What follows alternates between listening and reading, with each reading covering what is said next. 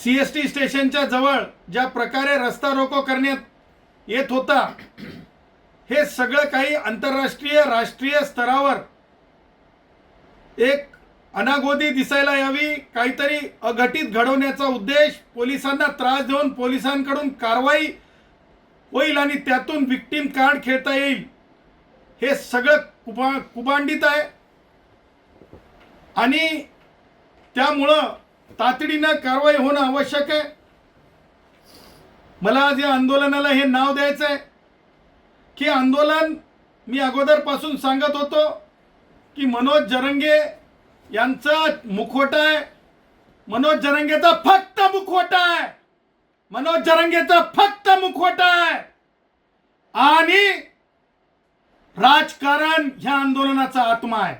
राजकारण ह्या आंदोलनाचा आत्मा आहे. हे आज दस्तूर सिद्ध झालेलं आहे.